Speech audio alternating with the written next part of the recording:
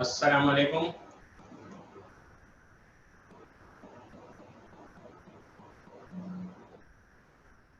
जी जनाब, कल की क्लास में हमने पढ़ा था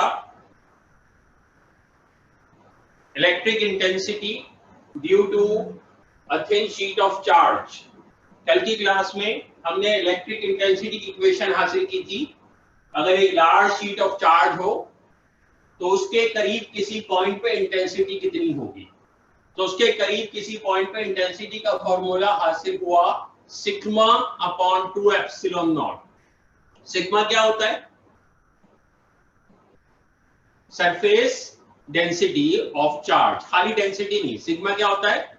सरफेस डेंसिटी ऑफ चार्ज, यानी इस सरफेस पर चार्ज की डेंसिटी। तो अगर आपको इस सरफेस पर चार्ज की डेंसिटी पता है तो इसके करीब किसी पॉइंट पर इंटेंसिटी मालूम कर सकते हैं, और वो बराबर है सिग्मा अपॉन 2 एप्सिलॉन नॉट के। और चार्जेस को देखते हुए, नेचर ऑफ चार्जेस को देखते हुए आप इंटेंसिटी की डायरेक्शन भी बता सकते हैं। अगर ये पॉजिटिव चार्जेस है, सोर्स चार्ज पॉजिटिव है, तो लाइंस ऑफ फोर्स की डायरेक्शन क्या होगी? Away from the source charge. Very good. तो अगर ये पॉजिटिव चार्जेस है तो लाइंस ऑफ फोर्स की direction away from the source charge होगी। और अगर ये नेगेटिव चार्जेस है तो लाइन ऑफ फोर्स की direction towards the source charge होगी या टुवर्ड्स द प्लेट होगी। तो अगर नेगेटिव सोर्स चार्जेस हैं तो लाइन ऑफ फोर्स या इलेक्ट्रिक इंटेंसिटी की डायरेक्शन टुवर्ड्स द प्लेट होगी। अगर पॉजिटिव सोर्स चार्जेस हैं तो अवे फ्रॉम द प्लेट होगी। तो अगर आपके पास एक सिंगल शीट है, if you have a single sheet of charge, एक सिंगल शीट है और इस पे चार्जेस आर यूनिफॉर्मली डिस्ट्रीब्यूटेड, तो इसके करीब किसी भी पॉइंट पर इंटेंसिटी का फॉर्मूला है sigma upon 2 epsilon not. The only thing that you need to know is sigma, where sigma is the surface density of charge. तो ये यहां तक हमने कल की क्लास में डेरिवेशन की थी। आज हम सेकंड एप्लीकेशन पढ़ेंगे और सेकंड एप्लीकेशन की हेडिंग है electric intensity due to two parallel plates.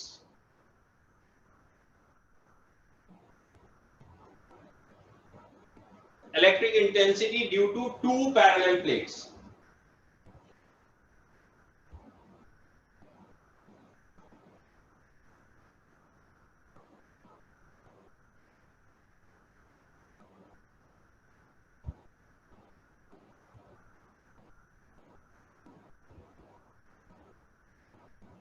लिखिए, consider two parallel metallic plates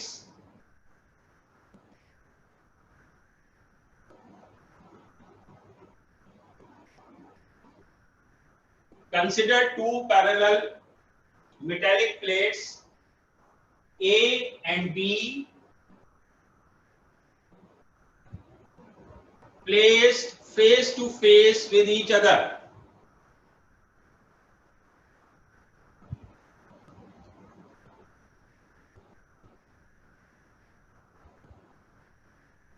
Placed face to face with each other. Plate A is positively charged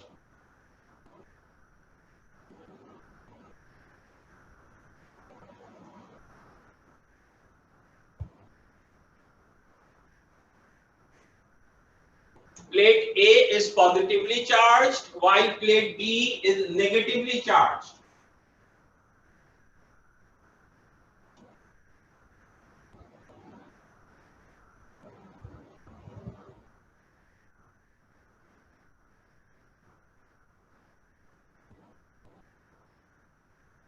While plate B is negatively charged.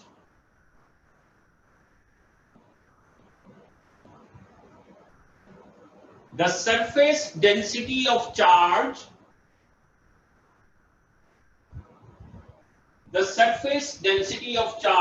on each plate is same.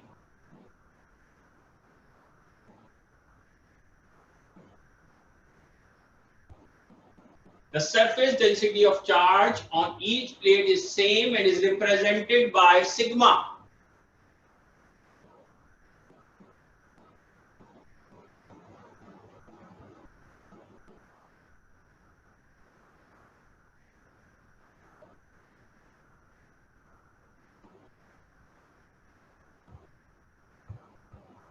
and is represented by sigma. The two plates are so close to each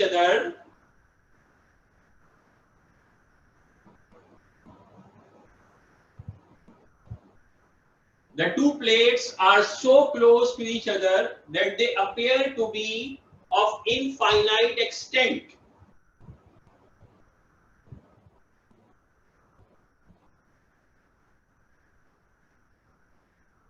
The two plates are so close to each other that they appear to be of infinite extent.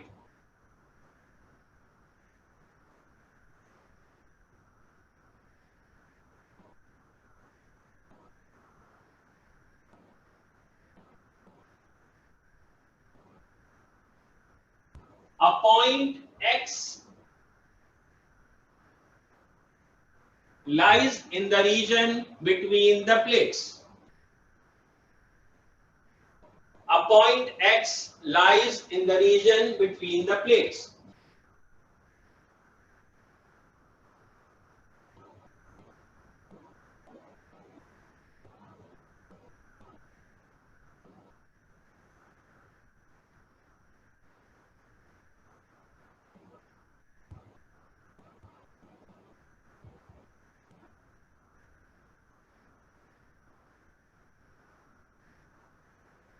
तो आपने जो लिखा उसका क्या मतलब समझ आया आपको कि कल तक की क्लास में हमने एक शीट ऑफ चार्ज कंसीडर की थी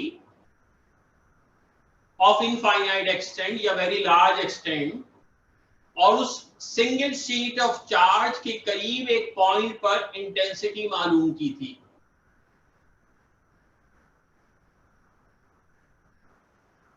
उस single sheet of charge of infinite extent के करीब एक पॉइंट पर इंटेंसिटी का फॉर्मूला मालूम किया था। आज की क्लास में हम दो शीट्स एक साथ कंसीडर कर रहे हैं, तो आमने सामने रखी हैं दोनों। तो एक प्लेट ए है और एक प्लेट बी है। तो plate A is positively charged and plate B is negatively charged. कहानी समझ आ रही है आपको? तो दो प्लेटें आमने सामने हैं। जैसे कल थी एक प्लेट, तो ऐसी ही एक और प्लेट ले लें, उस पे प्लस चार्ज है, इस पे माइनस चार्ज है, सरफेस डेंसिटी सेम है, उस पे भी सिग्मा, इस पे भी सिग्मा है। तो सरफेस डेंसिटी सेम है चार्ज की, बस एक पॉजिटिवली चार्ज है, एक नेगेटिवली चार्ज है, और दोनों प्लेटें आमने सामने रखी है इस तरह। अब हम ड्रॉ कैसे करें इसको? अब 3D में ड्रॉ ऐसे ही किया जा सकता है, 2D में। 3D तो ड्रॉ नहीं कर सकते इतनी आसानी से, तो हमने 2D में एक प्लेट को ऐसे दिखाया है। तो ये ऐसे पतली सी प्लेट नहीं है, ये पूरी प्लेट है ऐसी, इसका सिर्फ फ्रंट नजर आ रहा है आपको। और इसी तरह से ये प्लेट है, तो ये भी पूरी प्लेट है ऐसी, इसका सिर्फ फ्रंट नजर आ रहा है। और इन दोनों के दरमियान में एक इलाका है, उस इलाके में एक पॉइंट कंसीडर किया, पॉइंट एक्स, और ड्रॉ किया है दूर दूर ताकि नजर आए। लेकिन रियलिटी में वो कह रहे हैं that two plates are very close to each. कितना क्लोज है? कितना क्लोज है कि इनका दरमियानी फासला इतना कम है कि ये they appear to be of infinite extent. उसके मुकाबले में, उसके कंपैरिजन में दरमियानी फासला इतना कम है that they appear to be of infinite extent. सही? अब आप जो लिखा दोबारा पढ़ लें और देखें आपको सही समझ आया कि हम क्या डिस्कस कर रहे हैं। आपने लिखा consider two parallel metallic plates A and B placed face to face with each other. Plate A is positively charged while plate B is negatively charged. सही? Surface density of charge on each plate is same and is represented by sigma. The two plates are so close to each other that they appear to be of infinite extent. Or a point X lies in the region between the plates. सही? अब हमें क्या करना है? तो हमें यह करना है कि हमें पॉइंट X पर इलेक्ट्रिक इंटेंसिटी का मैग्नीट्यूड निकालना है। अब पॉइंट X पर इलेक्ट्रिक इंटेंसिटी किस वजह से होगी? कौन सी प्लेट की वजह से होगी? या यहां जो इलेक्ट्रिक फील्ड है इस रीजन में, इस इलाके में, वो किस प्लेट की वजह से होगी? प्लेट ए की वजह से होगी या प्लेट बी की वजह से होगी या दोनों की वजह से होगी? प्लेट ए की वजह से, बी की वजह से, दोनों की वजह से। गुड, दोनों की वजह से, दोनों प्लेट्स का इंपैक्ट आएगा, ठीक है। तो यहां जो फील्ड है वो प्लेट ए की वजह से भी है, प्लेट बी की वजह से भी है। तो अगर हम ये सोचे थोड़ी देर के लिए कि भाई यहां प्लेट बी है ही नहीं, अगर हम थोड़ी देर के लिए मान लें कि यहां प्लेट बी नहीं है, और अब इस पॉइंट को देखें और इस प्लेट को देखें, प्लेट ए को देखें और पॉइंट एक्स को देखें, तो क्या ये वही सिचुएशन नहीं हो गई जो कल थी? लार्ज शीट ऑफ चार्ज और उसके करीब एक पॉइंट। तो अगर एक अकेली शीट हो और उसके करीब एक पॉइंट हो, तो उस पे उसकी इंटेंसिटी निकालने का फॉर्मूला हमारे पास है, वो क्या है? E is equal to sigma upon 2 epsilon naught. तो अगर हमें पॉइंट एक्स पर खाली वो इंटेंसिटी निकालनी है जो प्लेट ए की वजह से है, बी को थोड़ी देर के लिए भूल जाए, दोनों की वजह से है, बिल्कुल सही। तो हम दोनों को अलग अलग देखते हैं कि खाली प्लेट ए की वजह से कितनी, उसके लिए प्लेट बी को भूल जाए। तो खाली प्लेट ए के लिए कितनी है, तो वो वही सिचुएशन है जो कल हमने डिराइव की। तो इसका मतलब अगर मैं कहूं कि इंटेंसिटी एट पॉइंट एक्स, जरा समझ आ रहा है जी, intensity at point x due to plate A is E1। तो अगर मैं कहूं कि intensity at point x due to plate A is E1, तो वो किसके बराबर होगी? इसको भूल जाए, सिर्फ ये अकेली है। अब इसके ऊपर इसकी सरफेस डेंसिटी कितनी है? सिग्मा। तो इसके लिए इंटेंसिटी कितनी हो जाएगी? Sigma upon 2 epsilon naught. तो वही इक्वेशन जो हमने कल यूज की थी अकेली प्लेट ए के लिए, वो एप्लीकेबल हो जाएगी। तो वो इंटेंसिटी जो प्लेट ए की वजह से यहां है वो मालूम हो जाएगी। वो क्या है? Sigma upon 2 epsilon not. यहां तक लिख लें, नई लाइन से लिखिए। The magnitude of electric intensity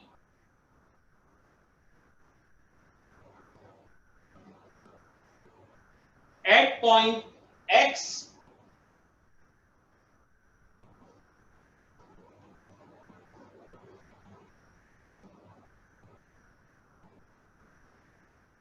the magnitude of electric intensity at point X due to plate A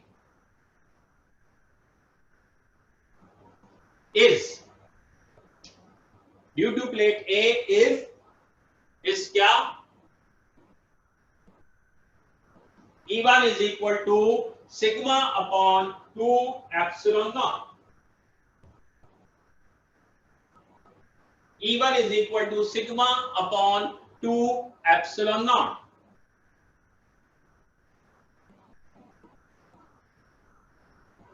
Where epsilon naught is the permittivity of free space. Where epsilon naught is permittivity of free space.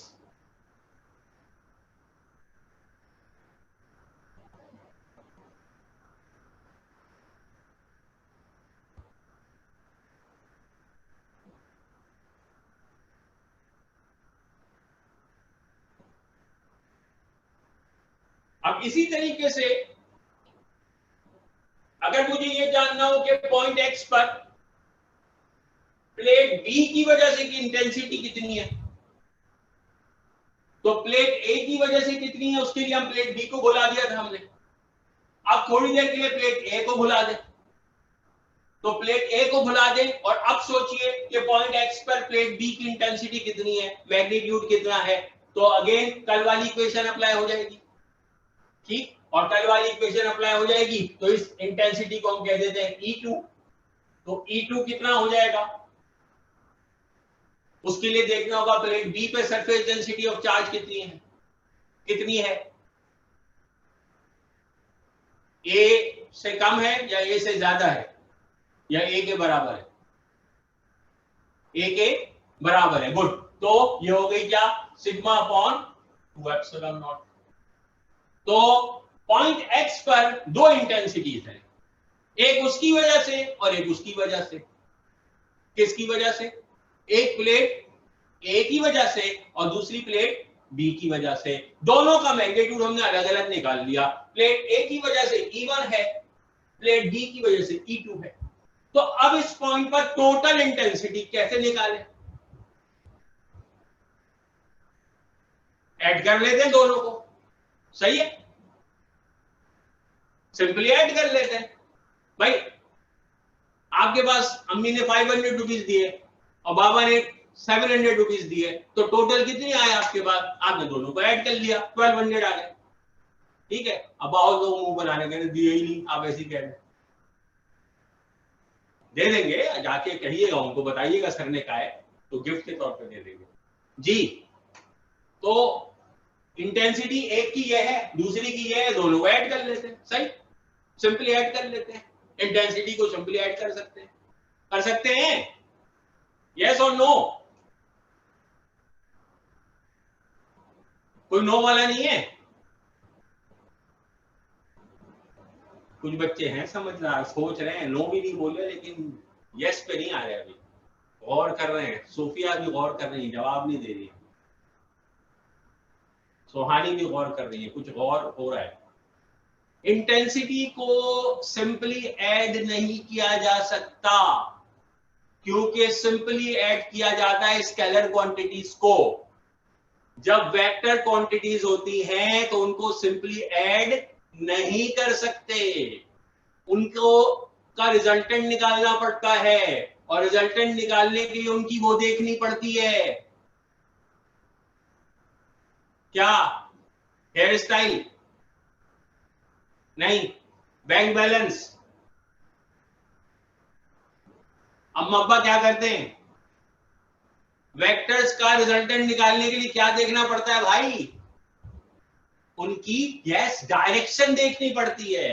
तो अगर आपको दो vectors का resultant निकालना है तो पहले उनकी डायरेक्शन देखनी पड़ेगी, और वेक्टर्स का रिजल्टेंट निकालना इतना आसान नहीं होता जितना स्केलर्स का होता है। स्केलर्स को सिंपली ऐड किया जाता है, और वेक्टर्स का रिजल्टेंट निकालने का पूरा तरीका है जिसे हेड टू टेल रूल कहते हैं, जिसे ग्राफिकल मेथड कहते हैं, जैसे रेक्टेंगुलर कंपोनेंट मेथड निकाला था आपने, तो पूरा तरीका है, कोसाइन लॉ है, उसी ये सब मुख्तलिफ मेथड्स हैं वेक्टर्स का रिजल्टेंट निकालने के लिए।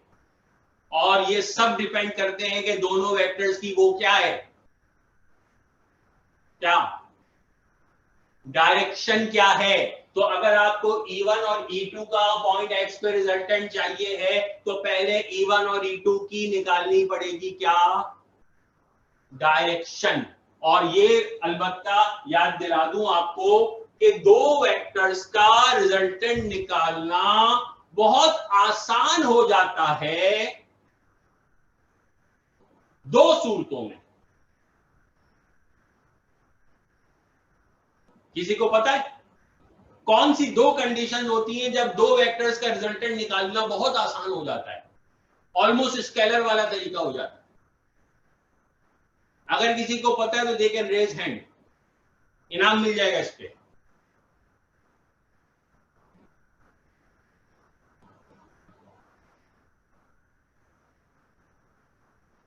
जी रेज हैंड हुआ सर। I'm not sure, लेकिन शायद अगर उनकी डायरेक्शन सेम हो। वेरी गुड, पंखा आपका हुआ, एक्सेलेंट। ये पंखा जो चल रहा है आपका हुआ, आगे ले जाइए। तो दो वेक्टर्स की डायरेक्शन सेम होती है, एक्सेलेंट। तो उनका रिजल्ट निकालने के लिए उनको सिंपली ऐड करना पड़ता है। अगर दो वेक्टर्स है A और B और डायरेक्शन सेम है तो उनका मैग्नीट्यूड ऐड कर लेंगे तो रिजल्टेंट आ जाएगा। और दूसरी कंडीशन क्या है,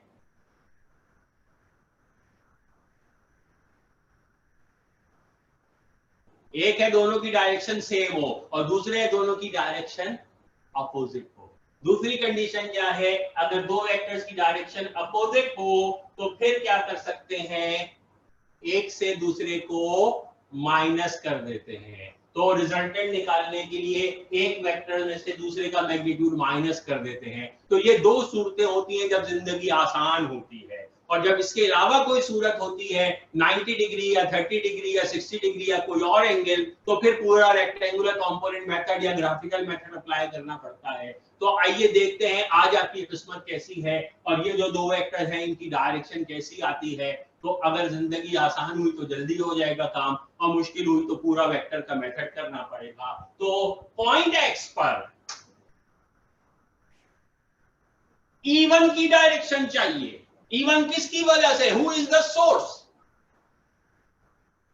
प्लेट ए या plate B? Plate A. Plate A पे कौन सा चार्ज है, पॉजिटिव या नेगेटिव? पॉजिटिव चार्ज है। गुड। पॉजिटिव चार्ज की वजह से डायरेक्शन क्या होती है? टुवर्ड्स द चार्ज या away from the charge?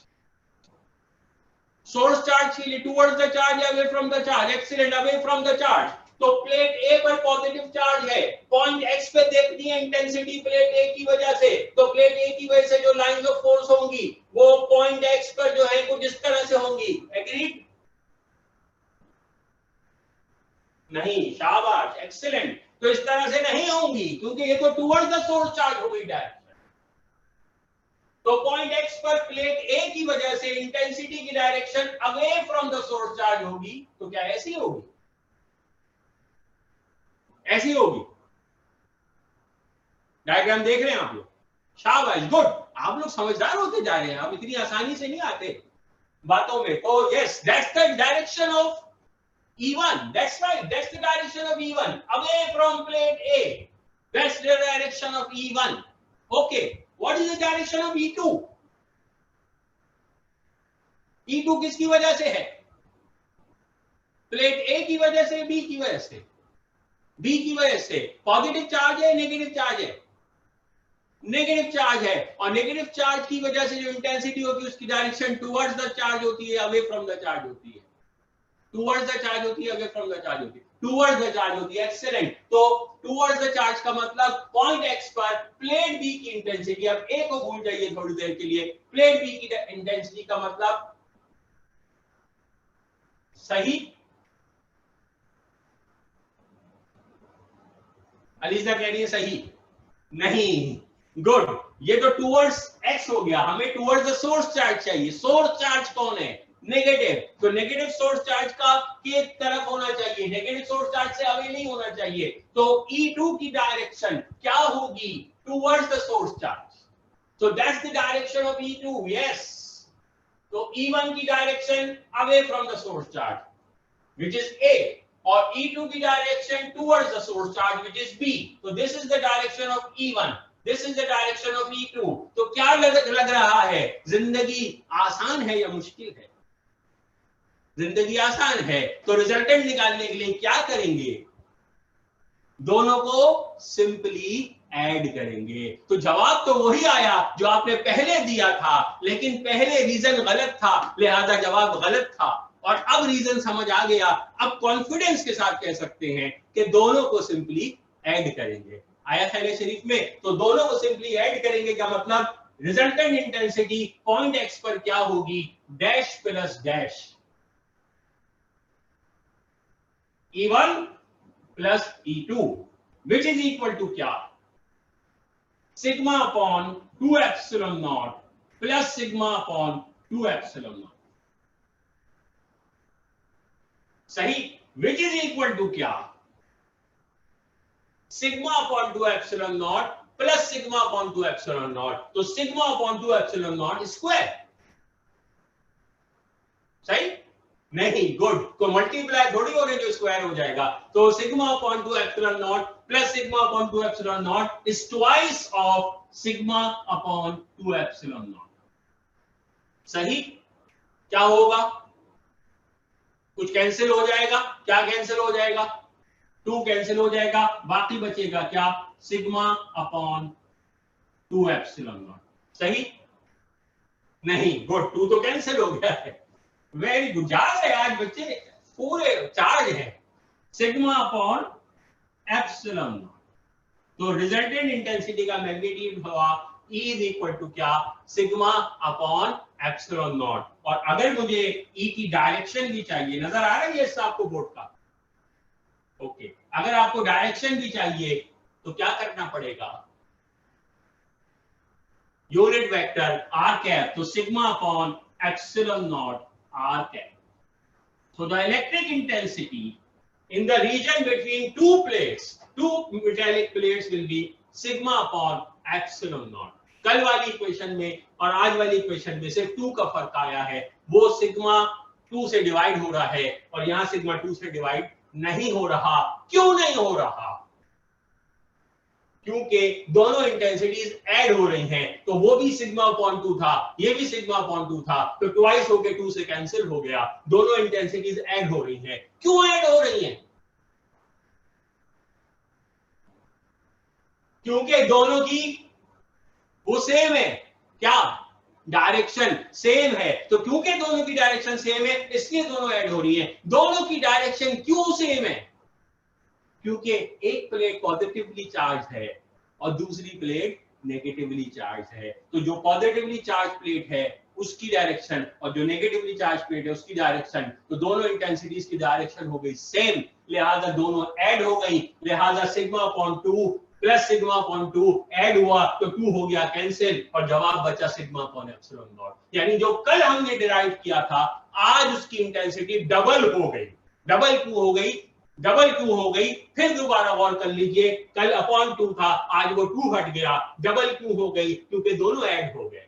Add क्यों हो गए? क्योंकि दोनों की वो सेम है डायरेक्शन। डायरेक्शन क्यों सेम है? क्योंकि एक पॉजिटिवली चार्ज है away from the source charge, दूसरी नेगेटिवली चार्ज है towards the source charge.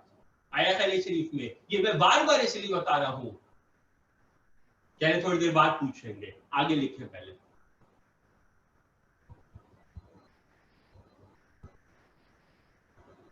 The direction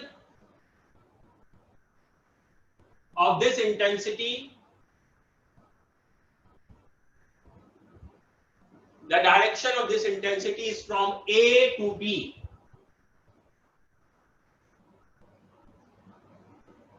The direction of this intensity is from plate A to B.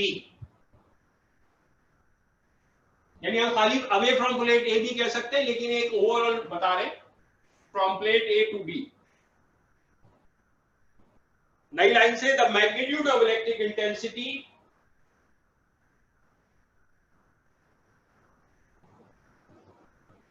the magnitude of electric intensity at point X due to plate B magnitude of electric intensity at point X due to plate B will be, तो will be क्या?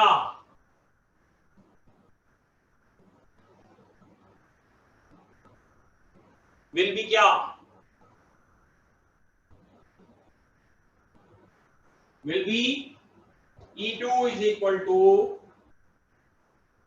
sigma upon 2 epsilon naught. E2 is equal to sigma upon 2 epsilon naught. अब इसकी direction बता दें। This intensity is directed from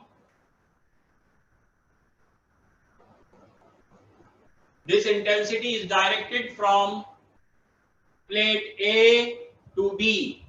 तो इसकी भी direction वही है, लिहाजा वही सेंटेंस दोबारा लिख दिया हमने। This intensity is directed from plate A to B.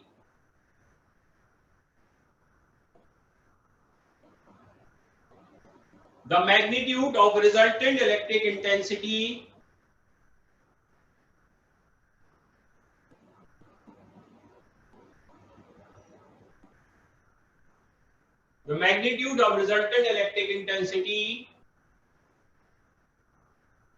at point X will be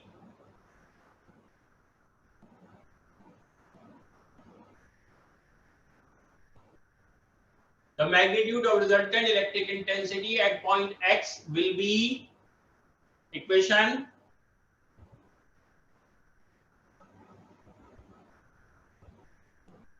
E is equal to E1 plus E2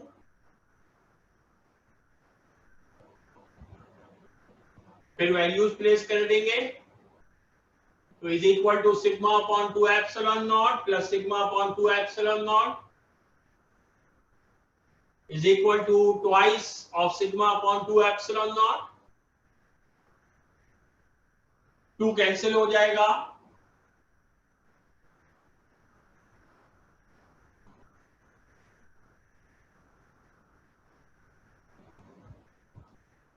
sigma E is equal to sigma upon epsilon not, और फिर equation E bar या E arrow is equal to sigma upon epsilon not R cap.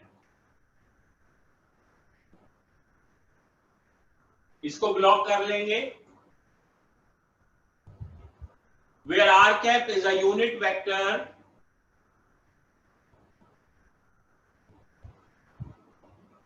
where R cap is a unit vector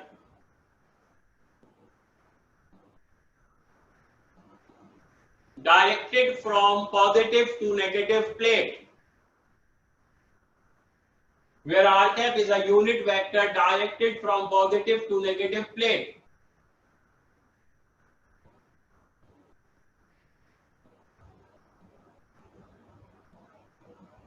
तो lines of force की direction हमेशा क्या होती है, away from a positive charge और टुवर्ड्स अ नेगेटिव चार्ज। तो हम इसको यूं भी कह सकते थे, R cap is a unit vector in the direction of electric intensity.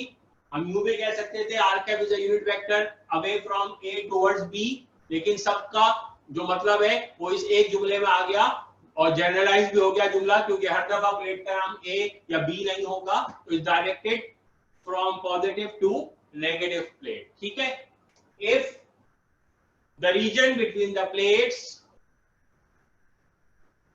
if the region between the plates is a dielectric,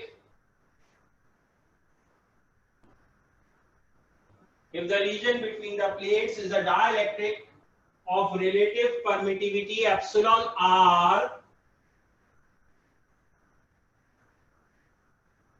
if the region between the plates is the dielectric of relative permittivity epsilon r,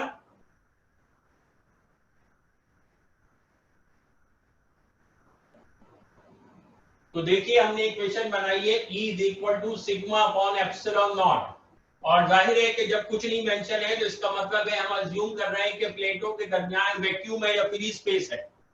तो अब हम उस assumption को change कर रहे हैं। हम कह रहे हैं कि अगर वैक्यूम ना हो, अगर फ्री स्पेस ना हो, इंसुलेटर हो, मटेरियल मीडियम हो, डाइलेक्ट्रिक हो, जिसकी रिलेटिव परमिटिविटी एप्सिलॉन आर है, तो आपको क्या लगता है इस इक्वेशन में क्या तब्दीली आएगी? तो गुड, तो सिग्मा अपॉन एप्सिलॉन नॉट के बजाय एप्सिलॉन नॉट के साथ एप्सिलॉन आर भी आ जाएगा। तो ये हो जाएगा E is equal to sigma upon epsilon not epsilon R. और अगर मुझे वेक्टर वाली इक्वेशन चाहिए तो आर कैप वैसे ही आ जाएगा। तो आपकी इक्वेशन हो जाएगी E is equal to sigma upon epsilon R epsilon not R cap.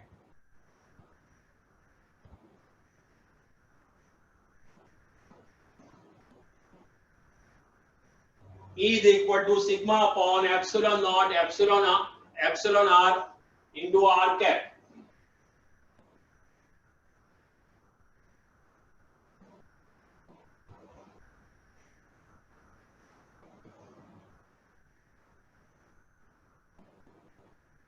ठीक है, समझ आया? डेरिवेशन समझ आ गई?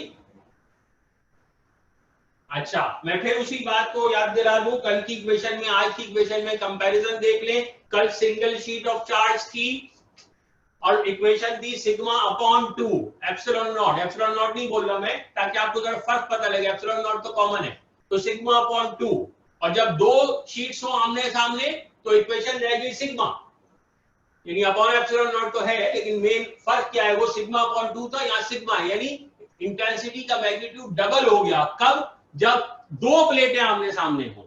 लेकिन डबल क्यों हुआ? क्योंकि दोनों ऐड हुए हैं।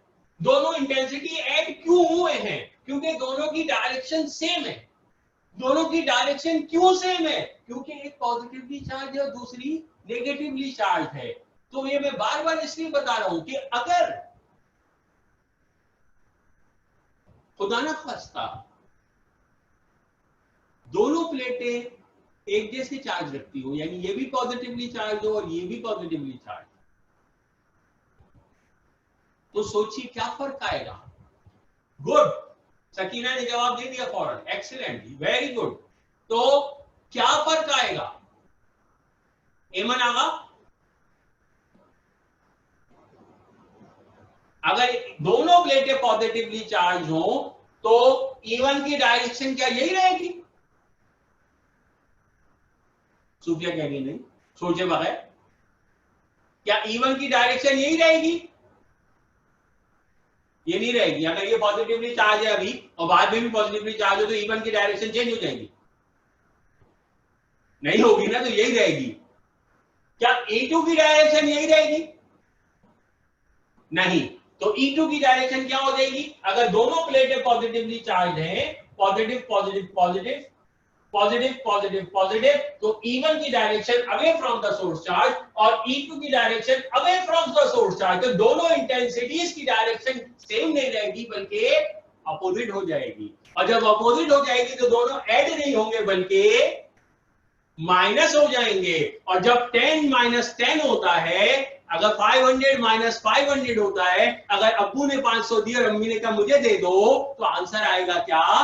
0। तो फिर आंसर आ जाएगा 0। तो अगर दो सेम चार्ज प्लेट आमने सामने हो तो उनके दरमियान इंटेंसिटी कैंसिल हो जाएगी, रिजल्टेंट इंटेंसिटी 0 आएगी। समझ आई कहानी?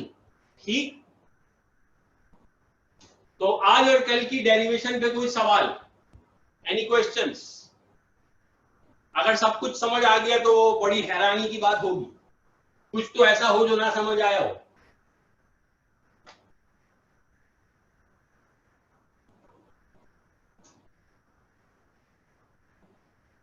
आप लोग पूछ रहे, वरना जब मैं पूछूंगा फिर मत कहिएगा मैं खबर ना हुई, फिर मत कहिएगा हम यही पूछने वाले थे सर।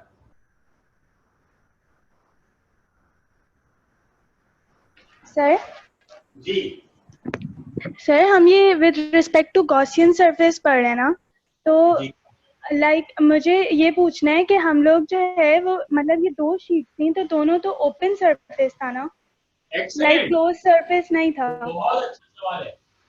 आज की जो डेरिवेशन है, अगर आप गौर करें तो हमने इसकी हेडिंग दी है एप्लीकेशन ऑफ गॉसेस लॉ। लेकिन गॉसेस लॉ कब अप्लाई की हमने? नहीं क्या नहीं। आज हमने किसी स्टेप पे कहा according to Gauss's law? Derivation देखिए, कहीं किसी स्टेप पे हमने कहा according to Gauss's law? No. कहीं भी नहीं कहा। कल कहा था? यस। कल कहा था सिलेंडर से गुजरने वाला फ्लक्स निकाला था पहले। तो कल जब फ्लक्स के लिए अप्लाई की थी इक्वेशन तो गॉस लॉ अप्लाई की थी हमने। आज की जो डेरिवेशन है, and that is a very intelligent question, I am really happy. आज की जो डेरिवेशन है ये गॉस लॉ की एप्लीकेशन ही नहीं है, लेकिन आपके कोर्स में गॉस लॉ की एप्लीकेशन की हेडिंग में है और हमेशा इसी तरह इम्तिहान में आती है, तो पढ़ानी ऐसी पड़ती है। अगर आप गौर करें तो दरअसल ये कल वाली एप्लीकेशन की एप्लीकेशन, कल वाली जो एप्लीकेशन थी वो गॉस लॉ की एप्लीकेशन थी, और आज वाली जो डेरिवेशन है वो कल की एप्लीकेशन की एप्लीकेशन। आज हमने कल वाली इक्वेशन अप्लाई की है, सिग्मा अपॉन 2 एप्सिलॉन नॉट।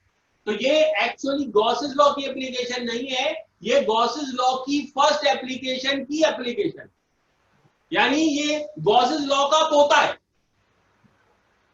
बेटा नहीं है गॉसेस लॉ का। गॉसेस लॉ का बेटा हमने कल पढ़ा था, जो फर्स्ट एप्लीकेशन थी वो गॉसेस लॉ का बेटा था, और ये उसका भी बेटा है। ठीक है, तो इसलिए हमें इसमें किसी क्लोज सरफेस को एज्यूम करने की जरूरत नहीं पड़ी। ठीक है, आज की जो डेरिवेशन है it's not actually an application of Gauss's law.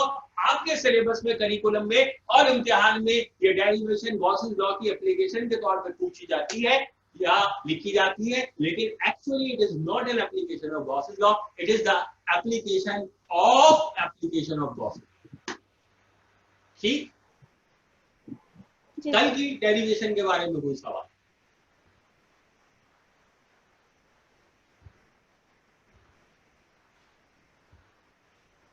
कल की डेरिवेशन के लिए भी सवाल बनता है और आप ही से बनना चाहिए, मुझे नहीं पूछना चाहिए। चलिए आसान कर देता हूं आपके लिए, हिंट देता हूं। हिंट चाहिए? हिंट चाहिए या हार मान ली? हिंट चाहिए? हिंट देता हूं मैं आपको। पहले दो सेंटेंसेस में वो सवाल उठ रहा है, पहले दो सेंटेंसेस जो कल आपने लिखे।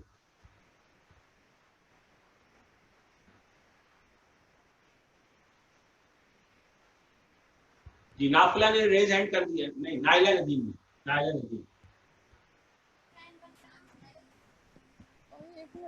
Sir infinite extent. जी जोर से बोलिए please. Sir infinite extent. Infinite extent में क्या सवाल है? कि भाई इनफाइनाइट एक्सटेंट क्या चीज है? और हम मतलब इनफाइनाइट का मतलब बहुत लार्ज शीट है, तो इसमें सवाल क्या है आपका? मतलब इनफाइनाइट का मतलब समझ नहीं आ रहा है या कुछ और पूछना चाहिए? Yes sir, more questions. Sir उसमें ये हो रहा है कि यूनिफॉर्मली डिस्ट्रीब्यूटेड चार्जेस है, लेकिन यहाँ पे ऐसा कोई जिक्र नहीं है। फिर से बोलिए प्लीज। वहाँ पर ये हो रहा है कि लिखा हुआ है कि यूनिफॉर्मली डिस्ट्रीब्यूटेड चार्जेस है, यहाँ पे ऐसा कोई जिक्र नहीं है। नहीं ऐसा ही है, बिल्कुल ऐसा ही है, प्लीज बिल्कुल ऐसा ही है। Charges are uniformly distributed. देखिए झूठा इल्जाम नहीं लगाएं प्लीज, गलत बात है, बहुत बुरी बात है। Charges are uniformly distributed. हमने जो प्लेट कंसीडर की है इस पे चार्जेस बिल्कुल यूनिफॉर्मली डिस्ट्रीब्यूटेड है। ठीक है, यूनिफॉर्म डिस्ट्रीब्यूटेड मतलब यानी इक्वली फैले हुए हैं।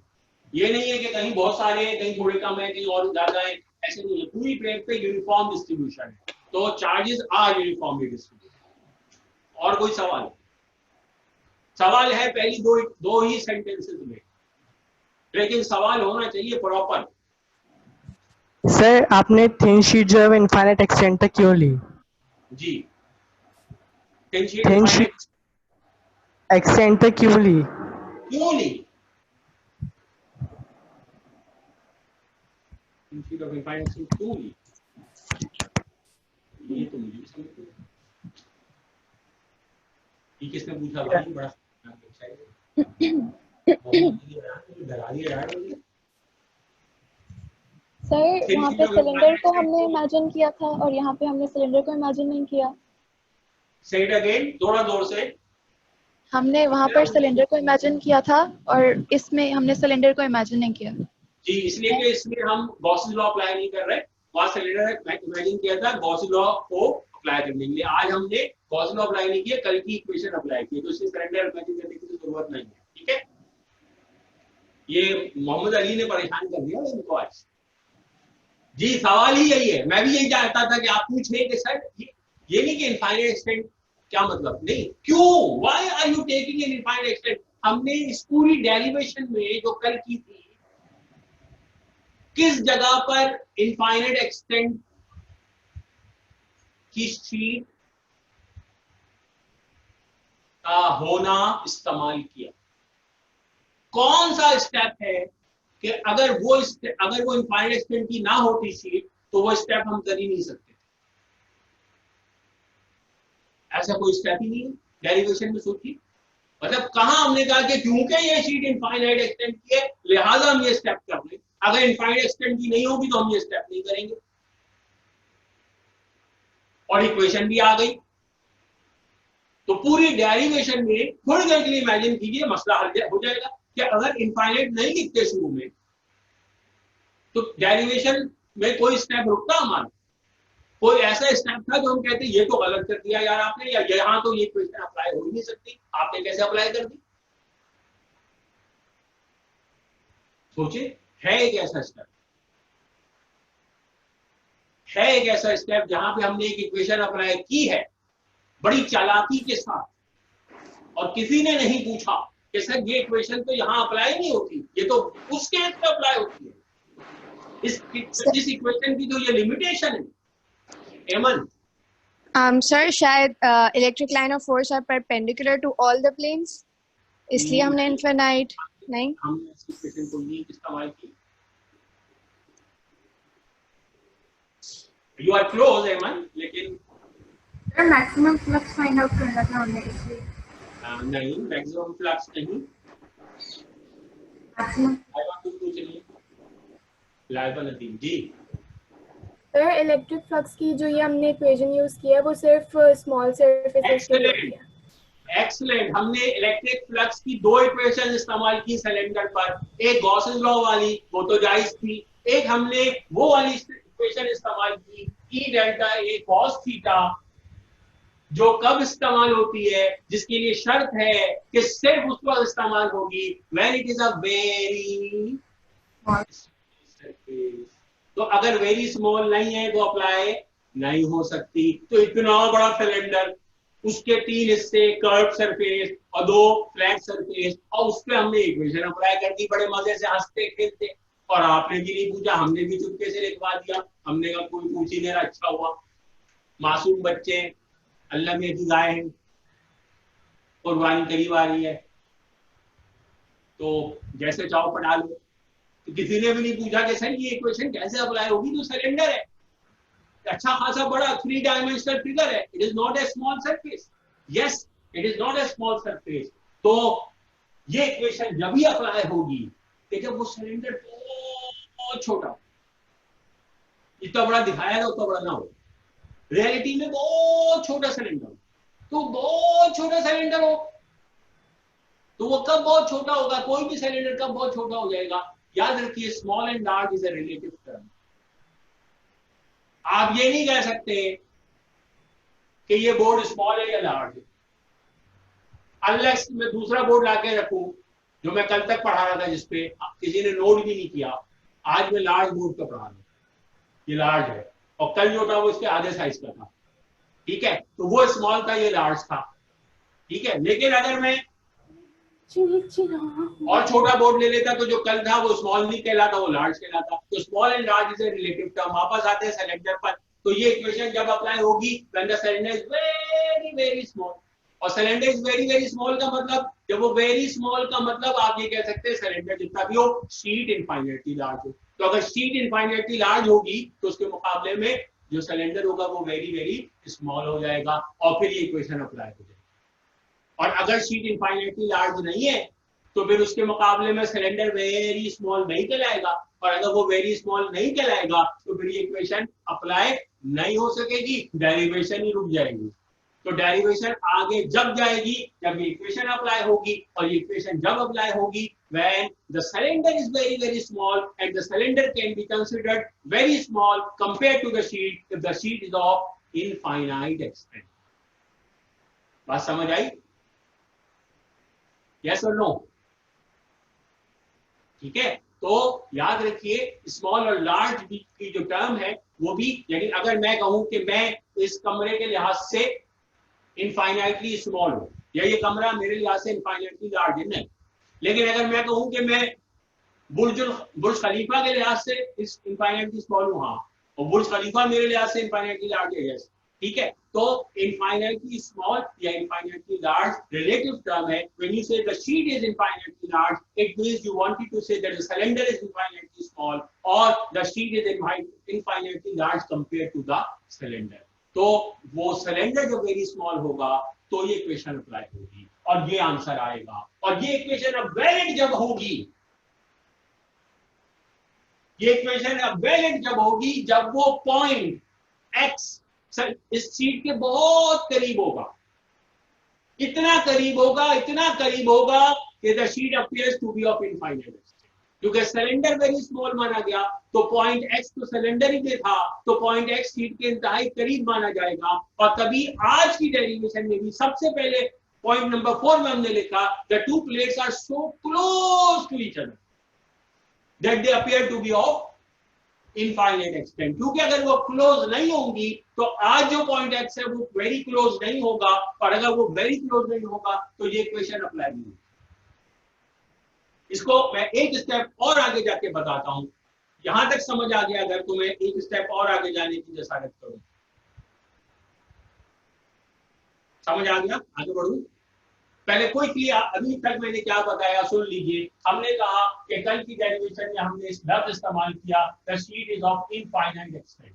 ये लफ्ज कहां यूज हुआ? तो ये लफ्ज यहां यूज हुआ जब हमने ये इक्वेशन इस्तेमाल की। तो हमने ये इक्वेशन ये सोचते हुए इस्तेमाल की that the cylinder is very very very small. तो वेरी स्मॉल का मतलब the cylinder is very small compare to the sheet, या the sheet is very large compare to the cylinder.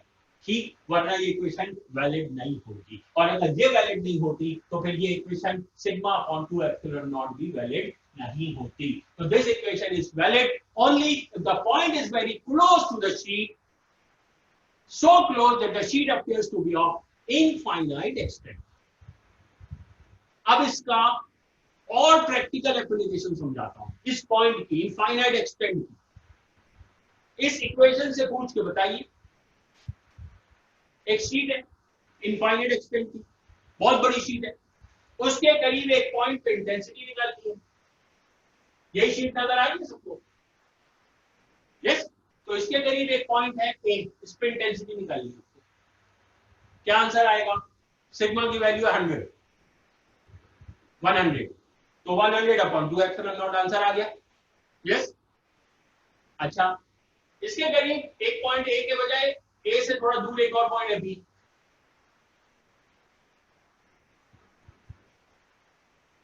अब आंसर निकालिए। पहले सिग्मा 100 था, अब क्या लेंगे?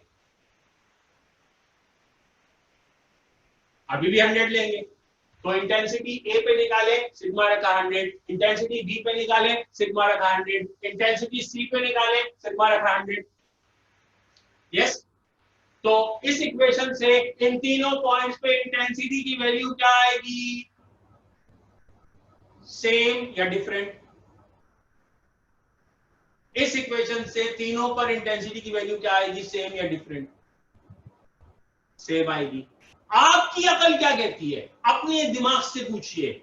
आप थोड़ी देर के लिए इक्वेशन को भूल जाइए। देखिए, ये शीट ऑफ चार्ज है, ये सोर्स चार्ज है, पॉइंट ए, उससे दूर है पॉइंट बी, उससे भी दूर है पॉइंट सी। आपकी अकल क्या कहती है कि इन तीनों पॉइंट्स पर इंटेंसिटी क्या आनी चाहिए? सेम या डिफरेंट?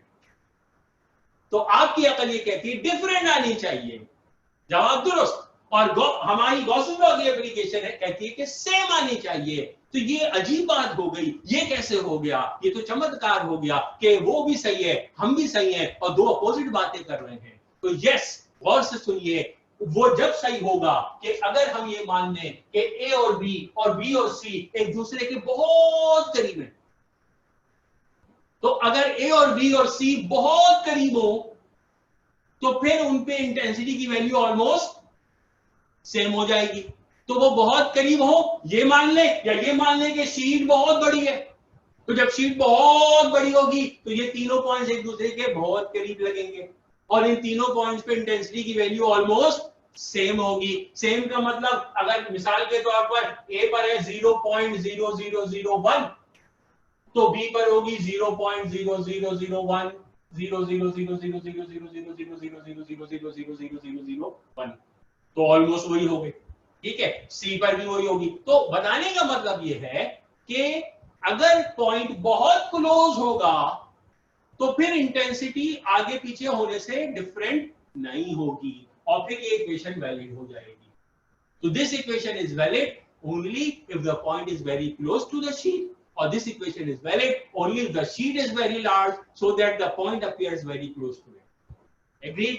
ये है असल कॉन्सेप्ट इस इक्वेशन के पीछे कि लार्ज शीट ऑफ चार्ज होनी चाहिए ताकि जब आप इंटेंसिटी निकालें तो वो सिर्फ सिग्मा पे डिपेंड करेगी, किसी और चीज पे डिपेंड नहीं करेगी, डिस्टेंस फ्रॉम द शीट पे डिपेंड नहीं करेगी।